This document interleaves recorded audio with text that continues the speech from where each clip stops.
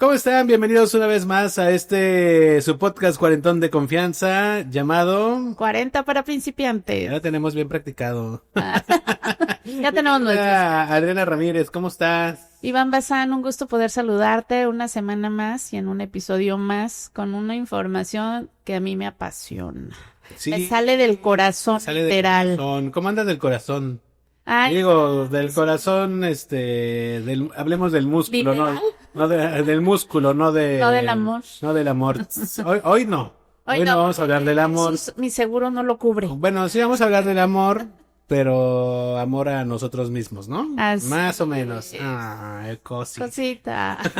Sí, porque del otro día dijimos, no, pues no tenemos salvación, pues ya mejor hablemos del músculo, ¿no? Como tal.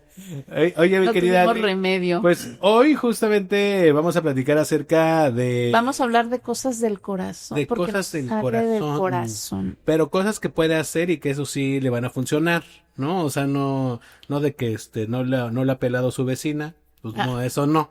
Esas cosas del corazón no, sino cosas del corazón de manera física. Y por ello hoy tenemos un invitado muy especial, ¿no? Muy, muy especial porque ya me ha tocado escucharlo. Amo todas sus conversaciones. Es un expertazo en el tema y que le hemos aprendido un sinfín. Está aquí nuestro muy querido amigo, el doctor Marcelo Basabe, cardiólogo. Muchísimas gracias por aceptar, doctor, la invitación. Ya tenía mucho tiempo sin escucharlo ni tenerlo en entrevista otra vez. Al contrario, Adriana, muchísimas gracias, Iván, por este espacio. Es un gusto y una sorpresa, por supuesto, poder estar aquí platicando con ustedes. Muchísimas gracias. Pues ahora sí a lo que nos llama aquí. A lo que nos truje, Chencha. Sí.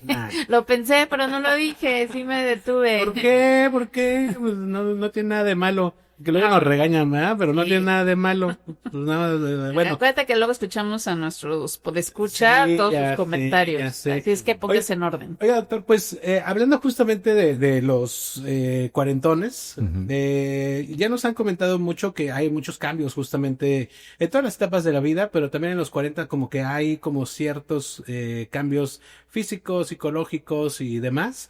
¿En el corazón pasa lo mismo? ¿Hay algo que empieza a cambiar con nuestro corazón cuando llegamos como a esa edad? Pues suceden muchas cosas. Ya no me acuerdo bien porque fue hace mucho que pasé por eso, pero Ahí sí se ve que todavía ni llegado. realmente, pues el cuerpo humano va cambiando a lo largo de la vida. No es el mismo cuando nacemos, cuando estamos creciendo en la infancia, cuando empezamos a sufrir los cambios hormonales de la adolescencia y empezamos a entrar a otras etapas más intensas de la vida, cuando terminamos los estudios y empezamos a hacer vida independiente, trabajo, cuando empezamos a ser productivos, formar una familia, etcétera. Realmente nuestro cuerpo está cambiando constantemente, ¿no? Eh, Puede ser que algunas etapas transcurran más rápido que otras, con cambios más dramáticos y evidentes que otras, pero todo el tiempo estamos cambiando. Y justamente por ahí de los 30, 40, 50, pareciera que no hay tanto cambio, pero lo cierto es que sí, van pasando los años, nuestros órganos, nuestros tejidos van cambiando, van sintiendo paulatinamente pues el paso del tiempo, llamémosle por su nombre, el proceso de envejecimiento, que empieza desde que nacemos, Sí, ¿no? claro. Empieza desde que nacemos y bueno, pues eso va haciendo que nuestros órganos, nuestros sistemas vayan teniendo diferencias de funcionamiento. Pero aquí lo importante y lo bonito es, bueno, ¿qué podemos ir haciendo a lo largo de nuestra vida para que nuestro cuerpo en cada una de esas etapas vaya funcionando de la manera más óptima posible y por más tiempo? Que nos dure más funcionando bien, en pocas Exacto, palabras. exactamente. Así es. Y pues sí, la mayoría de las personas pues tienen la fortuna de nacer con un cuerpo sano. Es cierto que hay personas que pues nacen con defectos, con enfermedades, desafortunadamente, pero la gran mayoría de la gente tiene la suerte, en términos generales, de nacer sanos. órganos, ¿no? Y pues al principio son pues, los papás quienes están muy al cuidado y al pendiente pues de mantener esta salud, alimentando a los hijos y proveyéndoles de lo necesario, evitando que se enfermen, vacunándolos, etcétera. Y conforme van creciendo las personas, pues se van haciendo más independientes en algunas cosas y ya después pues empiezan ya a elegir qué comer, a elegir qué clase de actividad física realizar, etcétera, etcétera. Y pues en etapas más avanzadas, eh, puede ser pues por el mismo proceso de envejecimiento o porque tal vez no pusimos atención en algunas cosas que pudimos haber cuidado de nuestra salud, pues pueden aparecer enfermedades, mal funcionamiento de algunos órganos. Y es en este momento cuando pues muchas veces cuando algo nos empieza a doler o cuando algo no empieza a funcionar, pues nos empezamos a preocupar y decidimos ir al médico a que nos revise. Y bueno, si tenemos suerte, pues será algo sencillo que se pueda corregir con facilidad pero a veces se puede uno llevar la sorpresa de que le encuentren a uno algo más importante, que requiera algo más que una pastilla o reposo, tal vez alguna cirugía, algún procedimiento, etcétera. Y puede ser que eso represente algún cambio en la calidad de vida o en nuestro estilo de vida pues creo yo que este espacio tiene como elemento de valor que nos da la oportunidad a algunas personas de comunicar cierta información que le puede ser útil a la gente, en este caso el qué pueden hacer para pues mantener la salud, para preservar la salud, para que puedan tener una vida con cuerpos hermosos, funcionales, que les duren lo más posible, ¿no? Ujú. Sí, bueno, alguna vez había escuchado que nos había comentado, ¿no? Pues finalmente el corazón es un músculo y se va transformando conforme también el paso del tiempo y por lo mismo, para preservarse y durar lo más posible, se va a ir generando su propio escudo de protección, si mal no recuerdo, entre palabras más, palabras menos.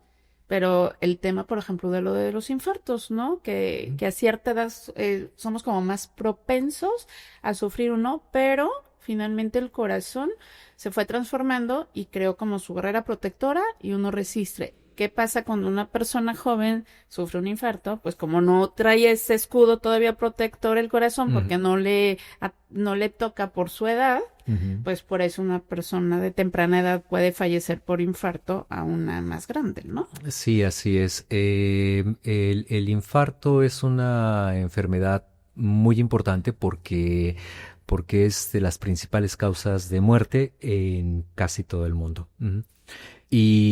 Y esto sucede porque cuando un corazón se enferma, se puede enfermar de muchas maneras, pero esta en particular, que es de las más comunes y por eso es tan importante, alguno de los vasos sanguíneos que son los que le llevan sangre, oxígeno, nutrientes al propio músculo del corazón, son unas arterias que llamamos arterias coronarias, que van sobre la superficie del corazón y que van teniendo ramificaciones que se van metiendo al propio músculo para oxigenarlo, mantenerlo vivo.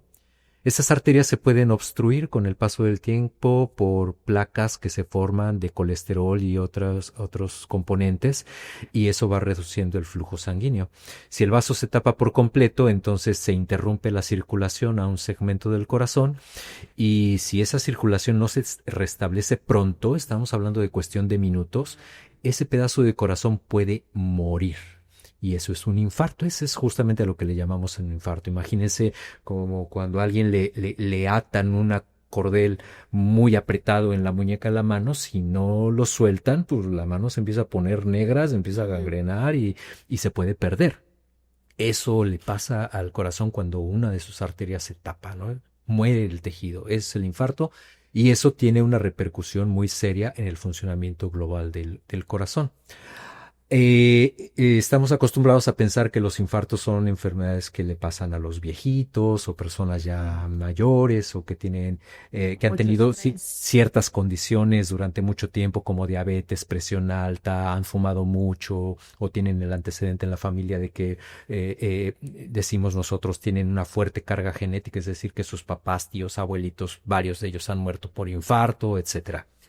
Y, pero lo cierto es que puede afectar a personas más jóvenes, veíamos antes de personas de 60 años en adelante como las que principalmente padecían el infarto. Hace unas décadas empezamos a ver personas de 50, hace menos años personas de 40 y en la actualidad incluso personas de 30 o más jóvenes pueden llegar a sufrir un infarto, ¿no?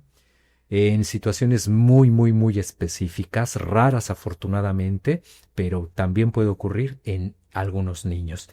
Y bueno, ¿qué tan grave puede ser un infarto? ¿Se comporta de la misma manera en personas jóvenes o en personas mayores? No. Se puede comportar de maneras muy diferentes por distintos factores.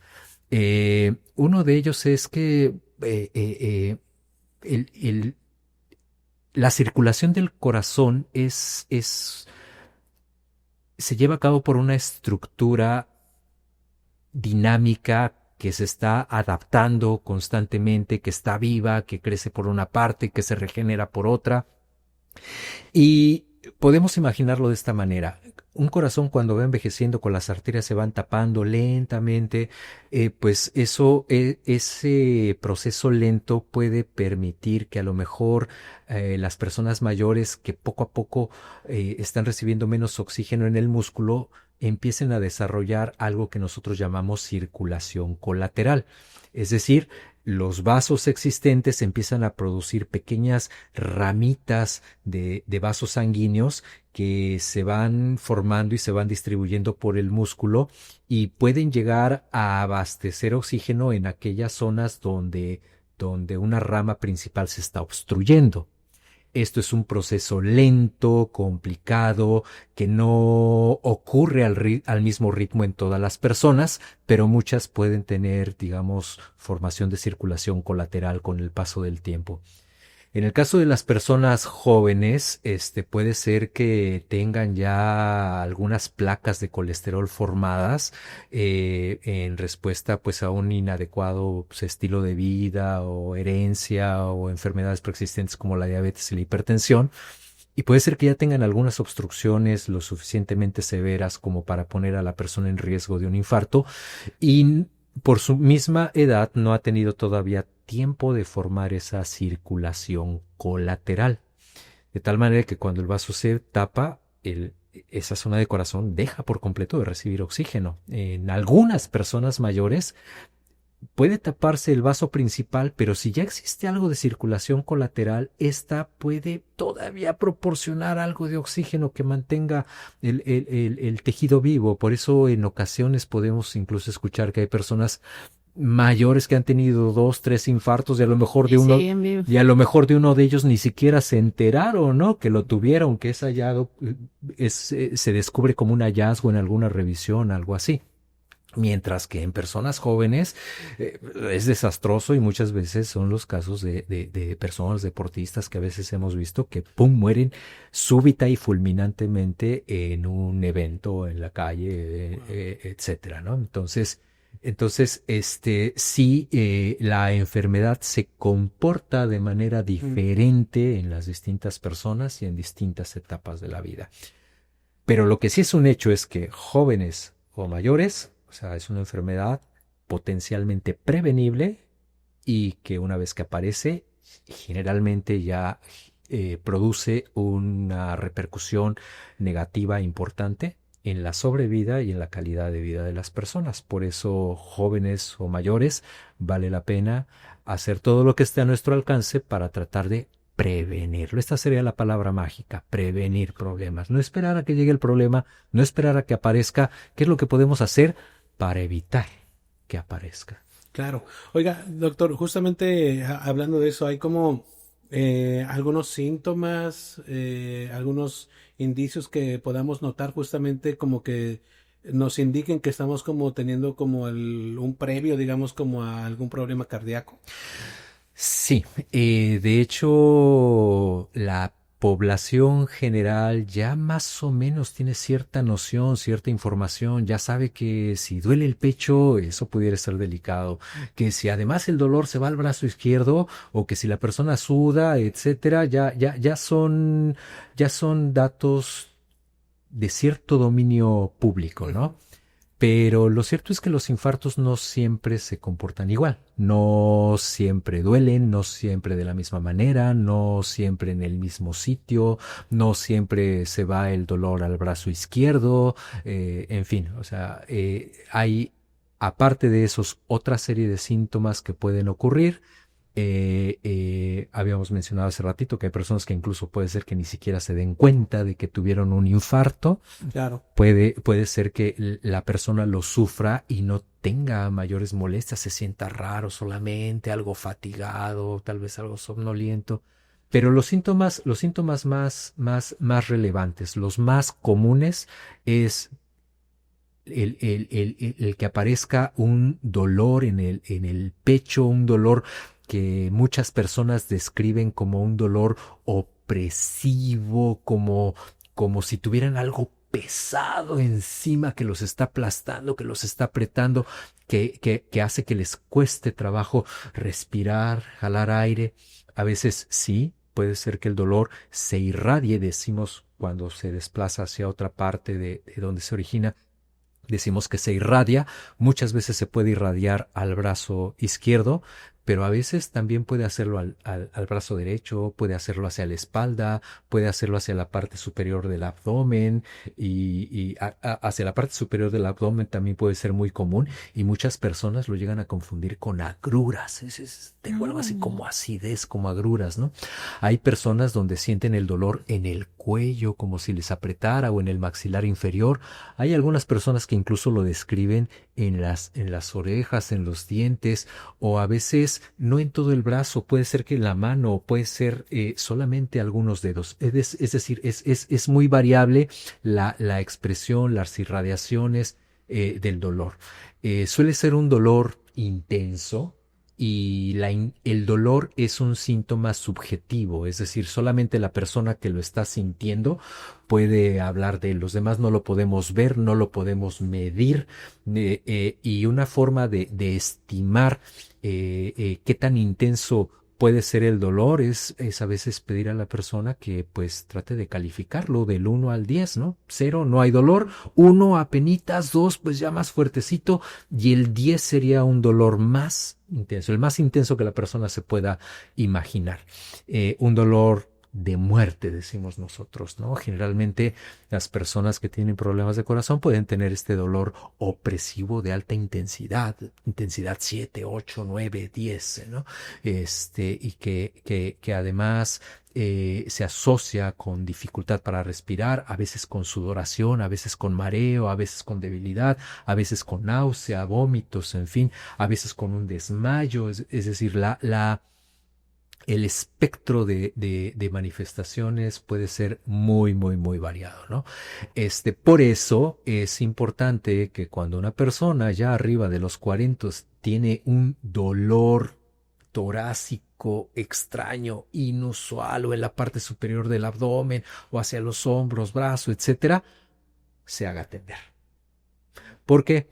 Porque puede ser otra cosa, sí. Definitivamente, en el pecho hay muchas otras cosas que puede doler, piel, huesos, músculo, bronquios, esófago, nervios, etcétera. Pero rara vez un dolor causado por otras estructuras puede ser mortal. No digo que no, pero generalmente si el dolor puede estar asociado a un infarto, ese sí puede ser un problema potencialmente letal. ¿Qué tanto? Pues imaginémoslo así, en el mundo casi la mitad de las personas que mueren por un infarto mueren antes de poder llegar a un hospital o antes de poder recibir atención médica. Entonces sí, es de alta letalidad y aún así de las personas que logran llegar a un hospital, a un servicio de urgencias adecuado y recibir atención, todavía cierto porcentaje puede fallecer durante ese internamiento o en las semanas posteriores.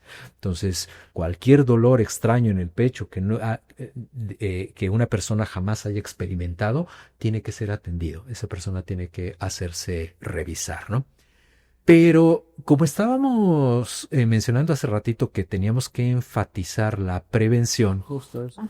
la prevención, quiero decir que cuando alguien tiene un dolor de esta naturaleza que ya posiblemente puede estar asociado a un problema importante del corazón, es porque probablemente Ya pasó Ya- la etapa de prevención. ya hubo fallas, carencias importantes en la prevención y la persona ya llegó a este estado, ¿no? Entonces, de lo que se trata es que de evitar llegar a esa situación. ¿Y cómo lo podríamos hacer? Pues mira, sabemos que el infarto como tal o la cardiopatía isquémica, como se llama, es el conjunto de enfermedades en los cuales el músculo del corazón sufre daño por falta de oxígeno y la más importante es el infarto, pero hay otras como la angina de pecho. Todo este conjunto de enfermedades no tiene una sola causa. Generalmente es la culminación de varias causas asociadas, causas que llamamos factores de riesgo. Estos factores de riesgo son condiciones que si una persona las tiene, aumenta su riesgo o probabilidad de desarrollar enfermedad cardiovascular. Y se conocen más de 100 de estas condiciones o factores de riesgo. Pero los que mejor conocemos, con los que más familiarizados estamos, es si la persona es diabética, si la persona es hipertensa, si tiene colesterol alto en la sangre, si fuma, si tiene sobrepeso, si no hace ejercicio, si come mal, si duerme mal. Es lo que conocemos, ¿no? También la edad, la herencia, si tenemos muchos familiares con problemas de corazón, tenemos más probabilidad. Mientras más avanzamos en años, también vamos teniendo más probabilidad. Pero aquí, digamos que quiero hacer una diferenciación. De todos estos factores que acabo yo de mencionar, los podemos dividir en dos tipos. La edad y la herencia, esas no las podemos modificar. O sea, Claro. no nos podemos deshacer de la Ya lo familia traemos. Muy bien. y aunque las mujeres sean expertas en quitarse años, biológicamente No. la vida no los A perdona. mí Bueno, me engaña. exacto, a la biología no le engaña.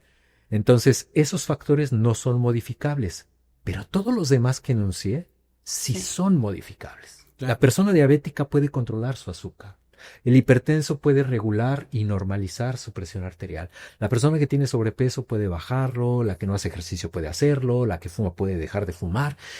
Y mientras más de estos factores se controlen, se modifiquen, está perfectamente demostrado que el riesgo o probabilidad de desarrollar a futuro enfermedad cardiovascular disminuye considerablemente. Por eso la importancia de la prevención. O sea, no esperar a que a alguien le duele el pecho, porque cuando le duele el pecho es porque ya el problema ya está encima, no hubo prevención. Claro. Aunque ahora también podríamos hablar de diferentes tipos de prevención. En salud pública se le llaman prevención primaria a todas aquellas acciones que se pueden implementar para evitar que aparezca una enfermedad. Cuando la persona todavía está sana y el objetivo es que se mantenga sana. La prevención secundaria es, bueno, cuando ya apareció una enfermedad, digamos, ya alguien se hizo diabético, ya alguien ya le encontraron la presión alta, entonces ahí ya está la enfermedad. Entonces, ¿qué es lo que se busca? Lo que se busca es que esa enfermedad no progrese y no dé lugar a otras enfermedades más graves. Entonces, esta sería la prevención secundaria. Ya cierta enfermedad apareció, bueno, pues vamos a tratar de controlarla para limitar sus consecuencias. Y pues ya cuando el problema es mayor y ya la persona ya sufrió un infarto, pues todavía se pueden llevar a cabo medidas preventivas. Pero ya le llamamos prevención terciaria y es para prevenir que, bueno, si te dio un infarto y tuviste la suerte de sobrevivir a él, que no te dé otro. Claro. O que no te dé otro problema, o que no vayas a tener un infarto pero cerebral, o que no vayas a quedar con insuficiencia renal y tengan que hacerte diálisis de por vida, en fin, ya prevenir muchas otras cosas, ya es más bien prevenir secuelas. Claro. Cuando ya esté el problema mayor establecido, ¿no? Entonces, en cualquiera de las etapas del proceso de enfermedad, pues podemos incidir con medidas preventivas. Lo ideal, lo más barato, lo más sencillo y lo que tiene mejor resultado a largo plazo, pues es la prevención primaria, que en resumen es todo aquello que podemos hacer para preservar nuestra salud, para no enfermar. Si ya tenemos alguna enfermedad, prevención secundaria, tomar los medicamentos, estarnos haciendo revisar regularmente con la frecuencia que sea necesario, porque a veces me preguntan, oiga doctor, ¿qué tan seguido, soy diabético, qué tan seguido me tengo que revisar el azúcar o qué tan seguido me tengo que revisar la presión? Pues ahora sí que, según el sapo, es la pedrada. ¿Qué quiero decir? Pues estás muy descontrolado, tu azúcar está muy alta, te cuesta mucho trabajo regularte, tienes muchos otros factores asociados que hay que vigilar, corregir, pues a lo mejor vas a necesitar hacerte revisiones, mediciones con frecuencia y el tratamiento probablemente vaya a ser intenso. Claro. Si ya has logrado regularizar tu azúcar, ya más o menos has mejorado tu alimentación, ya has empezado a hacer ejercicio, ya tus niveles de colesterol o tu presión alta están cercanos a los óptimos o ya son óptimos, aunque sea con tratamiento farmacológico o con otras medidas, bueno, pues probablemente las revisiones puedan espaciarse más tiempo, 1 mes, 2 meses, 6 meses, cada año, dependiendo de qué tan bien lo vaya logrando la persona, ¿no? No hay, digamos que una regla de que las personas con cierta condición, diabetes, hipertensión, un problema cardiovascular, se tienen de manera rígida que vigilar cada X tiempo, ¿no? Lo que sí podemos decir es que, digamos, si una persona es sana, llega por ahí a los 40 años sano, hace ejercicio, etcétera, pues con una revisión general que haga cada año, cada 2 años es más que suficiente, ¿no? Pero si ya llegó a los 40 años y camina 10 cuadras y le empieza a doler el pecho, pues seguramente necesite más atención, con más frecuencia, medicamentos, etcétera, estudios, en fin, ¿no? Y pues ya más avanzado el problema, pues entonces pues habrá que buscar a ver si se necesita rehabilitación, si se necesita algunas terapias de sustitución, etcétera. Claro. Ahorita menciono, bueno, que no depende del padecimiento o de cómo vayamos llegando conforme a la edad, pues es el tiempo de revisión. Suponiendo que llegamos, ya empezamos con los 40. ¿Cómo nos ve? ¿No? ¿Cómo nos ve? No, pero así como en las mujeres que a los 40 empieza la mastografía, ¿no? Por ejemplo, y cada año una revisión, por ejemplo, en corazón, que creo que también les hacen como los check-ups, ¿no? Y que les hacen la prueba de esfuerzo o algo. O sea, tenemos que hacernos por lo menos, empezar con una revisión, o sea, suponiendo que estamos sanos, o creemos que estamos sanos, pero decir, a ver, ya a los 40 me regalo mi revisión, completa, a lo mejor con la prueba de esfuerzo y eso, porque ahí pueden determinar muchas cosas, ¿no? Sí es recomendable empezar a hacer por prevención esos chequeos, o es conforme nos vamos sintiendo. Es recomendable hacerlo. Si estamos diciendo a partir de los 40, bajo el supuesto de que, bueno, entre los 20 y los 40, si la persona lleva una vida moderada, saludable, etcétera, la probabilidad de que tenga algún problema de salud es relativamente bajo, ¿no?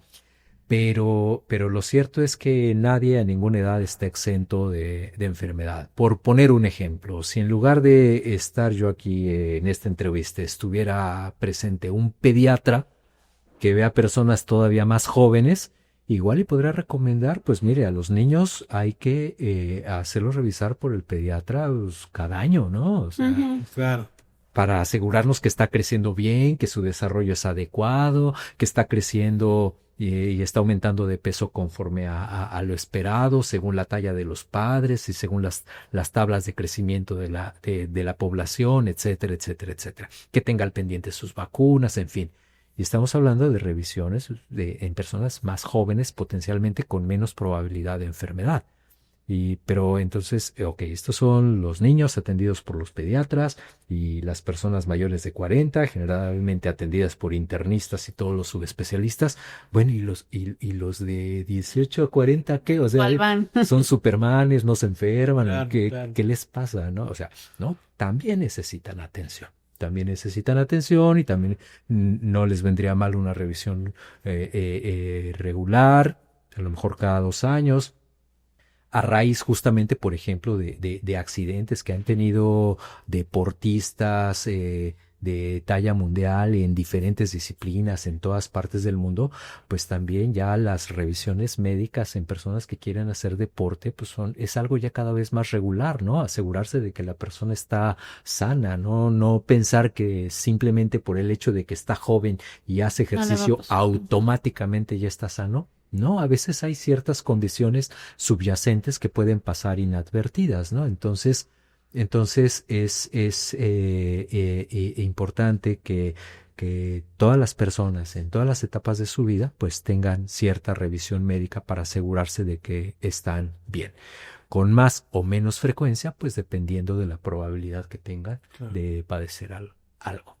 Oiga, doctor, ahora con todo el ajetreo que hay en el día a día, en el trabajo, que la presión que existe, el estrés, ¿qué papel juega el estrés justamente en acelerar o en provocar algún tipo de problema cardíaco? Mira, es todo un tema muy importante. Tiene mucho que ver porque el estrés, dicho de manera sencilla, es una reacción que tiene el organismo, el cuerpo, la persona ante una situación amenazante, ante una situación de peligro. Y el cuerpo no distingue el tipo de peligro, o sea, percibe una situación amenazante. Claro. Esta puede ser a lo mejor frío, enfermedad, temor y todo lo que nosotros a veces conocemos asociado al estrés. ¿Qué si el problema económico? ¿Qué si el problema con la pareja? ¿Qué si el problema de impuestos? ¿Qué si el problema del trabajo o del jefe que me acosa? Etcétera, etcétera, etcétera. Todas esas son situaciones estresantes. Sufrir un asalto en la calle, un choque, etcétera. Todo eso que de pronto podemos experimentar como amenazante son fuentes de estrés. Y el cuerpo reacciona automáticamente ante esas situaciones, produciendo toda una serie de sustancias a nivel cerebral y en otras partes, como las glándulas adrenales, suprarrenales. Son ciertas sustancias con potentes efectos. Por ejemplo, la adrenalina. Y la adrenalina es una sustancia muy poderosa que tiene su actividad principalmente en el sistema nervioso, sistema cardiopulmonar, y lo que hace es, entre otras cosas, acelerar el corazón, acelerar la frecuencia respiratoria, y esto con el objeto de enviar más sangre hacia los músculos, hacia ciertas zonas del cerebro, para prepararnos para enfrentar esa situación amenazante. Uh-huh. Y evolutivamente los animales, los seres humanos también somos animales, diría algún amigo, algunos más que otros, Unos más que otros, sí. pero No evolucionaron, todos somos animales. Entonces los animales, en respuesta a sustancias como la adrenalina, reaccionamos para prepararnos para afrontar esa situación amenazante, y muchas veces la respuesta evolutiva era pelear o huir, salir corriendo. A lo mejor nuestros antepasados cavernícolas tenían que huir de depredadores o tenían que pelear con los de otra tribu, y en la actualidad pues ya no tenemos que hacer esas cosas. Rara vez tenemos que salir corriendo o tenemos que pelear. Hay personas que jamás en la vida lo tienen que hacer. Sin embargo, vivimos mucho más estresados. Imagínate a nuestros antepasados cavernícolas, ellos se estresaban nada más en esas situaciones y el resto del tiempo pues estaban tranquilos, ¿no? Disfrutando de la naturaleza, las nubes, las estrellas, los otros que tenían a la mano, de caminar para recolectar, en fin, el resto del tiempo se la pasaban más tranquilo. Y aquí todo el tiempo estamos pensando y mientras estamos conduciendo y vamos en la noche y llevamos las ideas, la presión del trabajo a casa y los niños y la escuela, entonces hay muchas fuentes de estrés todo el día, en todo momento, que están haciendo que nuestro cuerpo produzca ese vendaval de sustancias que activan, sobreactivan nuestros sistemas. Y yo muchas veces pongo esto como ejemplo. Imagínate que tienes tu coche en casa, en el garage, y lo enciendes y le aprietas el acelerador a fondo y así lo tienes todo el día.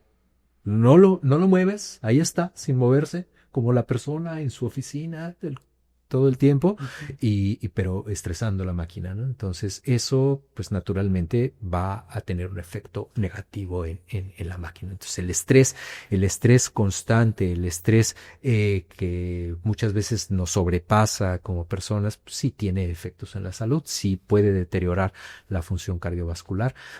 Puede ser que no sea la causa única de un infarto, pero sí es otro de los factores de riesgo que pueden contribuir.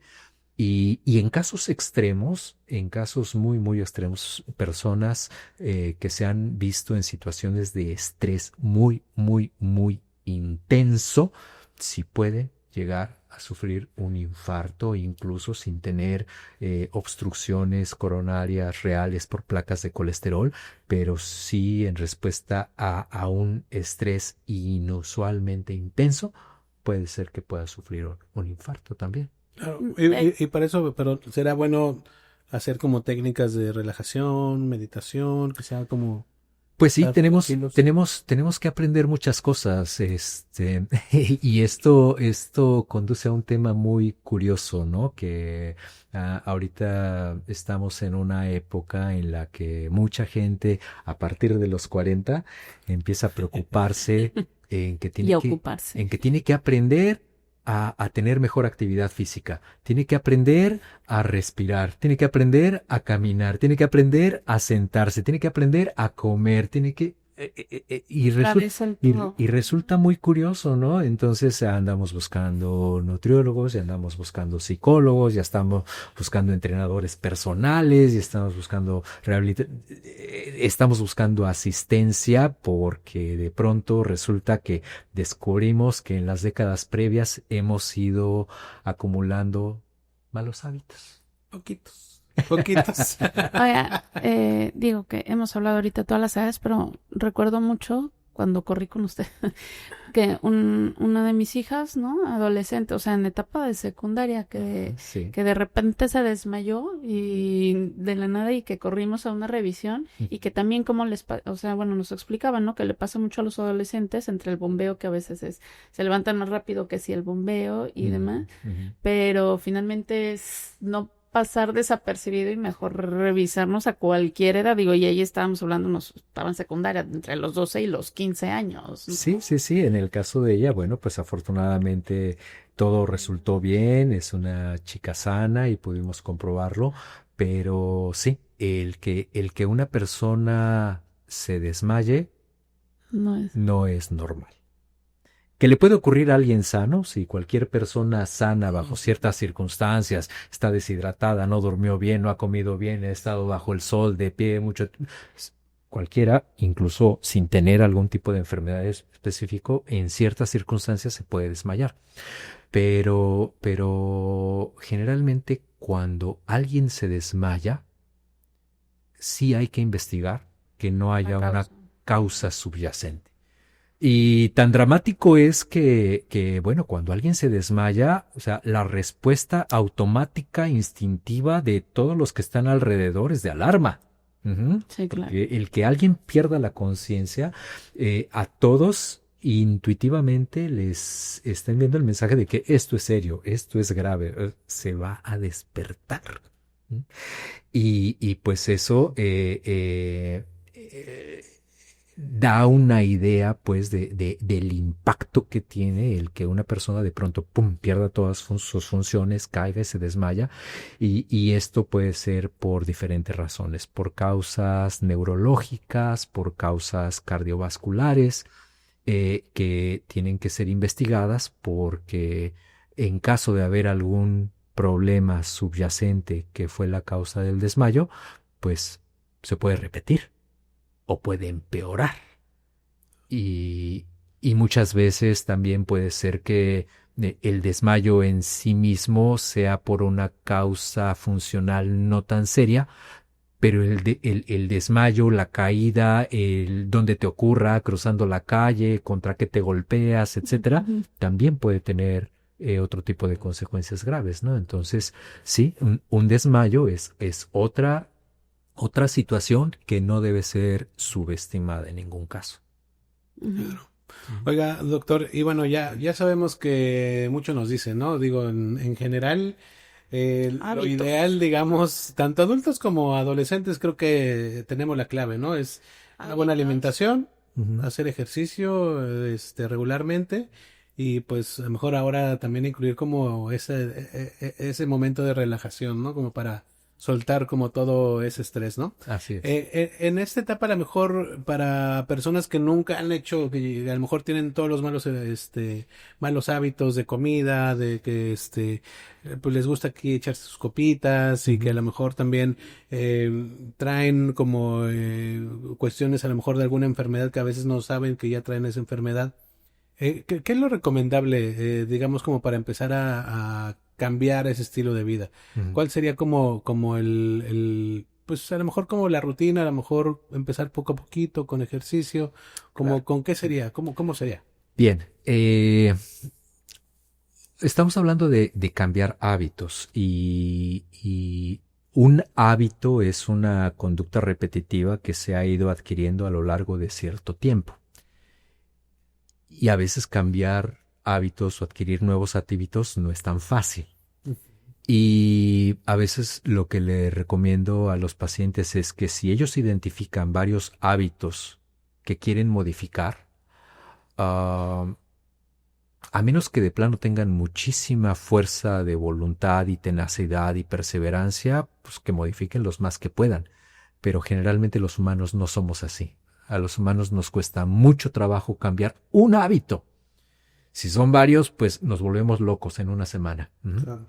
Entonces, generalmente lo que les digo es que, bueno, pues evalúen cuál es el que consideran un hábito prioritario, o si no tienen idea, pues lo discutimos para ver cuál puede ser un hábito que convenga atender primero y que le ponga atención, ¿no? Y que se enfoque en ese hábito sin empeorar los otros.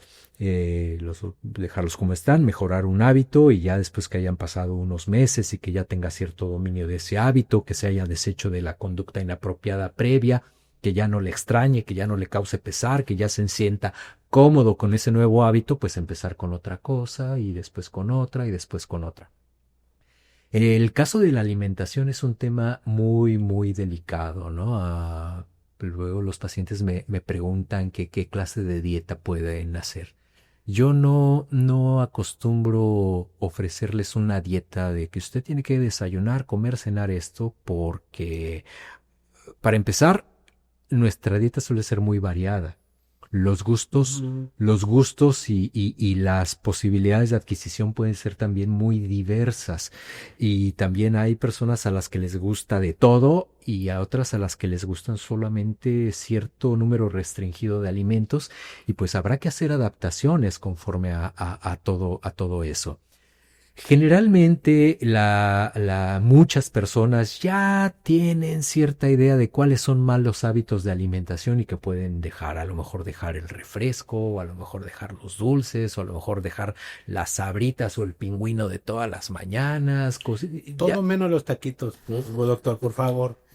Pues lo que pasa es que también hay de tacos a tacos, ¿no? Entonces hay algunos tacos que son muy buen alimento, que están muy bien balanceados, que tienen cantidades apropiadas de proteína elaborada adecuadamente, tienen verdura, etcétera, tal.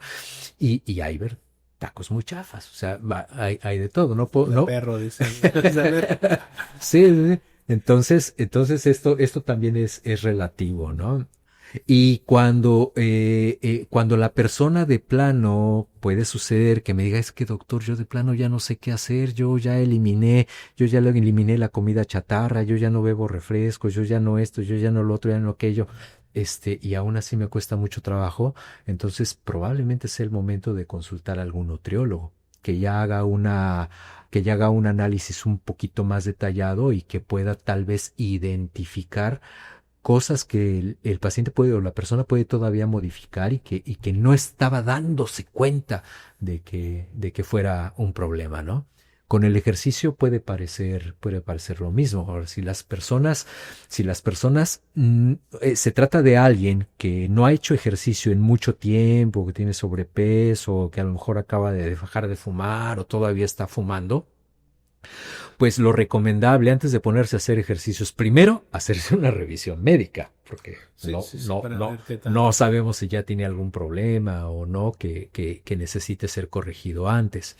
Ahora, si esta revisión médica sale bien, no hay ningún problema, lo recomendable es comenzar con actividad física de bajo impacto, tiempos breves, con periodos suficientes de descanso, etcétera. Es decir, o sea, no meterse a CrossFit todos los días inmediatamente, ¿no? Intenso. O querer empezar a hacer ejercicio inscribiéndose al triatlón, ¿no? Me han tocado casos, de personas que quieren empezar haciendo ejercicio y les ha ido naturalmente terriblemente mal, ¿no? Claro. Entonces, necesitamos, digamos, en una persona que no ha hecho ejercicio en mucho tiempo, que tiene otros factores como sobrepeso o ha fumado o sospecha de alguna enfermedad, aparte de que ya se ha hecho la revisión médica, pues empezar de a poquito, poco tiempo, baja intensidad, una semana, 2 semanas, aumentar unos minutos, aumentar un poquito la intensidad, otras 2, 3 semanas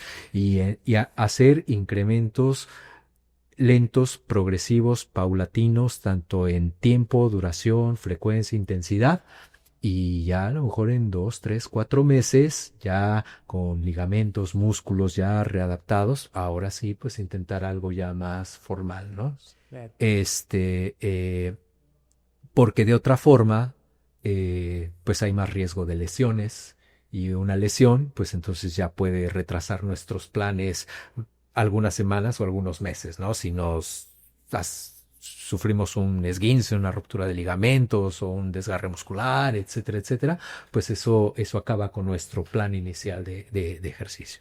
Ahora, mucha gente que quiere hacer cambios, o sea, la intención de hacer los cambios está muy bien y es lo que con charlas como esta se trata de incentivar a hacer esos cambios, pero digamos, si alguien de pronto quiere súbitamente, sin estar acostumbrado a hacer ejercicio intenso todos los días y además comer menos de la mitad de lo que acostumbraba a comer, en menos de una semana se va a sentir terriblemente mal, ¿no? Y entonces, pues más frustración, malestar, riesgo de lesiones, fracaso, la sensación de frustración, posibles rebotes, etcétera, etcétera. Entonces, no se llegó a ese estado de la noche a la mañana, tampoco se va a corregir de la noche a la mañana, entonces los cambios tienen que ser posible.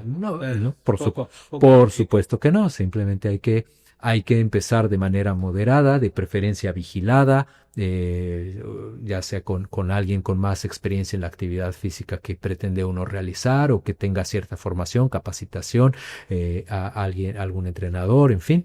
Alguien que pueda asesorar sobre cómo hacer esta transición, cómo iniciar de la actividad a la actividad, cómo acompañarlo con los cambios en la alimentación para evitar descompensaciones, ¿no? Muy bien. Todo es pedir la asesoría. Oiga, doctor, y si alguien quisiera ahora sí que acercarse a usted, ¿dónde lo podemos encontrar? ¿O que quisiera una consulta? Sí, con mucho gusto, pues. Yo tengo mi consultorio en Hospitén, hospital que está frente a la Marina. Y pues ahí con mucho gusto podemos atenderlo, ¿cierto? Pueden agendar cita al 322-226-2080. Exactamente. Sí, en Boulevard Francisco Medina Asensio, 3970. Y ella siempre me ha rescatado con el teléfono. Me lo preguntan a mí, yo nada más abro los ojos y Ya sabemos dónde entrar. Adrianita me rescata. Sí. Oiga, doctor, pues muchísimas gracias. La verdad es que platicar de temas, ahora sí que de estos temas del corazón también nos podemos llevar horas y horas. Y la verdad es que aprendemos mucho acerca de todo este tema. Y sobre todo qué importante es prestarle atención a prevenir. Justamente esa es la palabra clave, yo creo, ¿no?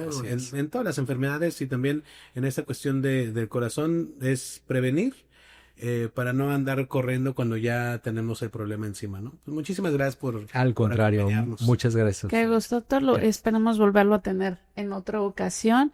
Iván, recuérdanos dónde nos pueden escuchar. Así es, pues recuerden que nos pueden escuchar en Spotify, en Amazon Music, en YouTube Music, en iHeartRadio también. Y pues este episodio también compártanlo con personas que crean que les puede interesar. Que Ya los saben, quieran de que corazón. los quieran de corazón. Oh, mírala. La creatividad se nos Eres da. muy creativa hoy, ¿eh? Sí. Bueno, mi querido Arturo Caliente, muchísimas gracias. Mi querida Adriana Ramírez. Gracias, nos vemos la próxima semana. Que tengan una excelente semana. Adiós. Adiós.